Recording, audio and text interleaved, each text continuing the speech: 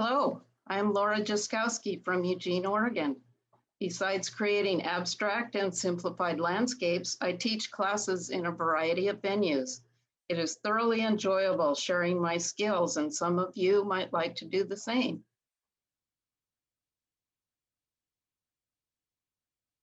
Do you have a desire to teach your quilting and art skills to others? Perhaps you've already helped a friend learn some new techniques. Once we can do something well, we can derive great pleasure from sharing that knowledge. Teaching can be very personally satisfying. What a joy to spend a few hours fully immersed in your passion with those who are equally engaged. Once a class gets into the swing of things, let the fun begin. Everyone becomes instant friends and begins to help and share with one another.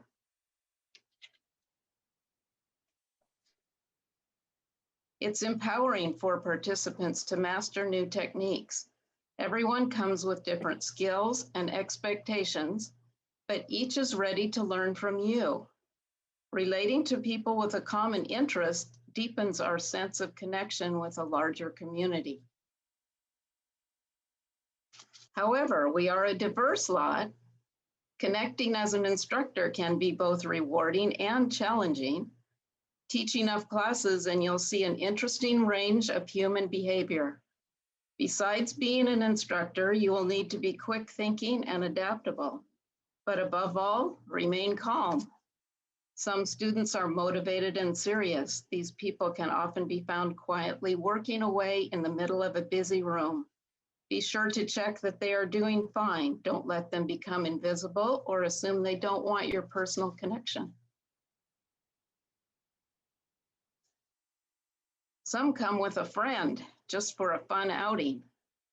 Try to engage them by finding out what they personally would like to learn in the class. Then be sure to keep their interest by giving them all the information you can about that technique or subject. Occasionally, someone may compete with you for class attention. They want to let everyone in on their opinions. Be polite, but don't be distracted from being available to the whole room. Continue to circulate and consider yourself the defender of everyone's space and enjoyment. Sometimes an unruly machine takes center stage. Although you can't know every machine, you may need to be a troubleshooter. Make sure everyone is at a good stage before analyzing a problem. It's a good idea to include the owner's manual on a class supply list. Make the classroom rounds frequently. Have some laughs. This should be an enjoyable experience for you too. Even when everyone is working well, stay focused on their progress. You can answer questions and pass along tips even while students are working. Sometimes you'll get a wounded participant. They may need extra help, but I love welcoming these people. Despite injury, they are usually excited to be there. They may not be the most productive student. Just enjoying the good company is often their greatest goal. In fact, welcome everyone. We all started at the beginning. Many of us are now quite accomplished. Part of the fun of getting here was the learning experience. Open the door for the next person. Show them what needs to be done. Encourage them not to be discouraged. In order to teach well, know your stuff. So when students ask questions, you can confidently answer almost anything. Be prepared to demonstrate as much as necessary. If you're proficient at a technique, you will be able to show how to produce results similar to yours. Don't hold anything back. Share what you've learned. Remember when you were in school? Weren't your favorite teachers the ones who were totally into their subjects and excited to share? Use them as an example for your own approach.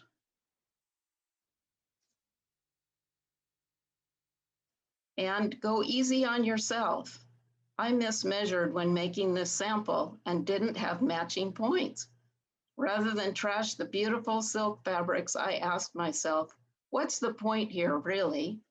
I finished it as a perfectly fine example of how to quilt with silk fabric. Best advice I ever got was own your class. This is your time and space. If you've done your prep work and know what you're doing, you are the one running the show.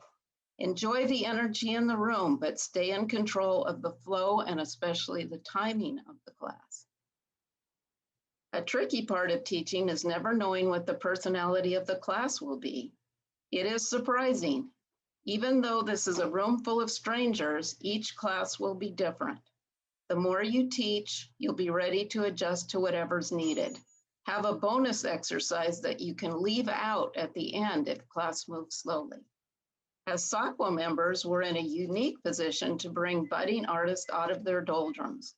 Many desire to make textile art, but are overwhelmed and not sure how to proceed. You can pass on your skills and encourage someone to begin building their own body of work. If you have a great home studio, it might be the perfect start to start there with a small class. Invite friends or fellow SAQA members to come and try a sample class. Make sure your space is organized and can accommodate 2 to 3 students.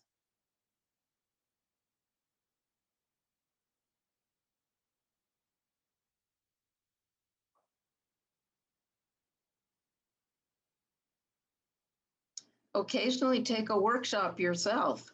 Seeing how others organize their subject matter and pace their class can be helpful to your own style. You may get to observe how others handle the inevitable cosmic hiccups that can happen, and you get to have fun as a student as well. Teaching can be a great way to expand your income in addition to selling your art. Above all, it's a wonderful way to spread the joy of what we love doing. Empowering others is very fulfilling for you as well. Know that if you are having fun, your class will too. Thank you.